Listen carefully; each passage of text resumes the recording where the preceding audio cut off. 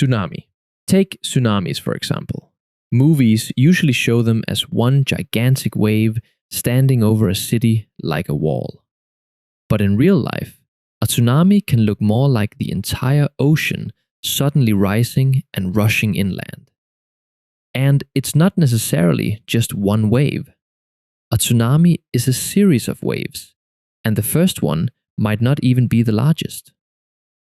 If you feel a strong earthquake near the coast, hear a strange roar from the ocean, or see the water suddenly rise or disappear, don't stand there filming. Move inland or get to higher ground immediately. Parasailing accident.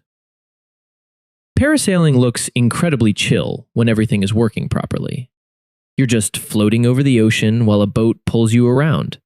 Very peaceful. Very Instagram. The problem is that you're connected to the boat by a tow line, while the parasail is basically a giant sail catching the wind.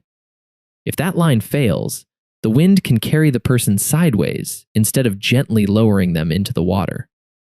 That's when you get videos of people being dragged toward beaches, trees, buildings, or other obstacles. The NTSB has specifically identified tow line failure as a leading cause of injuries and deaths in parasailing accidents. Lightning. Lightning is another danger people seriously underestimate at the beach. You'll hear thunder somewhere in the distance, but the sky directly above you still looks fine, so everyone just stays in the water. But if you can hear thunder, you're already close enough to the storm to be in danger. And a beach is a terrible place to look for proper shelter. You're surrounded by open space, water, umbrellas, and maybe one tiny wooden hut that absolutely does not count as a safe building. When thunder starts, get into an actual enclosed building or a hard-topped vehicle, not under an umbrella, not under the tallest tree around. Lightning does not care about your weather analysis. You should also wait at least 30 minutes after the last sound of thunder before going back outside. Cliff collapse. People see a giant wall of rock and assume it must be solid. Meanwhile, the bottom of that cliff has been getting hit by waves. Rainwater has been entering cracks from above. Loose material has been shifting around, and gravity is just sitting there waiting for its moment. The scary part is that a cliff doesn't always give you some dramatic warning before part of it collapses. Coastal cliffs can fail with very little warning, especially after wet weather or continued erosion. So, when a sign tells you not to stand under a cliff or not to walk near the edge, it isn't just being overly cautious. That cliff has been slowly losing an argument with the ocean, and you do not want to be standing there when the ocean wins. Rip current. Rip currents might be one of the most misunderstood dangers at the beach. A lot of people imagine a rip current as something that grabs your legs and pulls you underwater.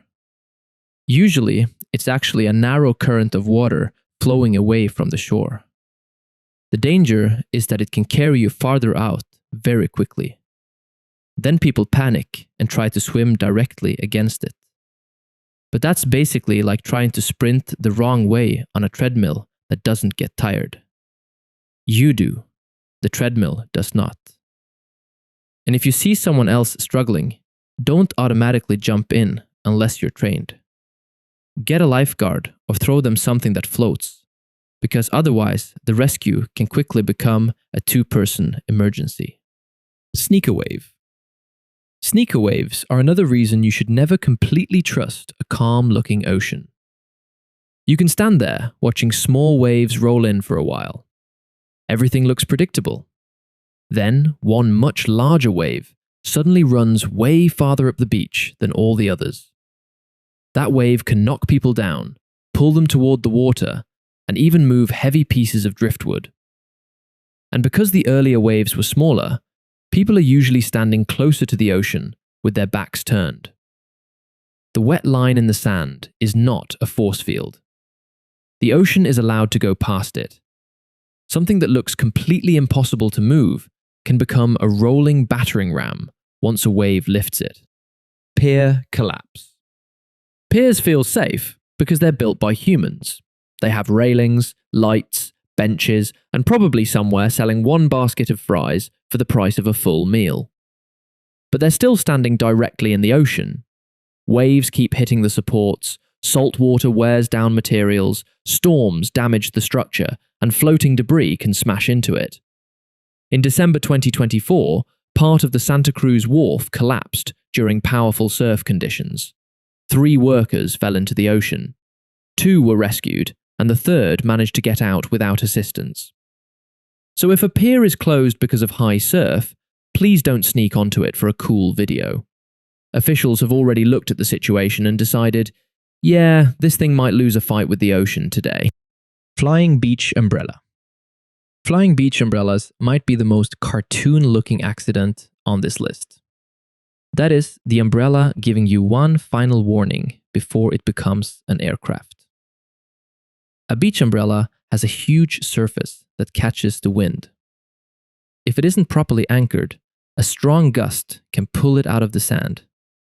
Then you've basically got a heavy pole with a pointed end flying across a crowded beach. So use a proper anchor and close the umbrella when the wind gets strong. Sand hole collapse. Finally, there are sand hole collapses, which are terrifying because digging in the sand seems completely harmless. Kids dig holes at the beach constantly. Adults do it too.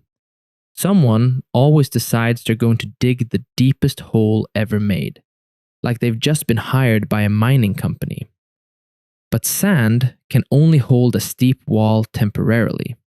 If it shifts, the sides can suddenly collapse inward. And while people are trying to dig someone out, more sand can keep falling into the opening, making the rescue extremely difficult. So yeah, build a sandcastle, make a moat, create a tiny sand city with roads and local government. Just don't dig a human-sized tunnel system, and always fill the hole back in before leaving, so nobody falls into it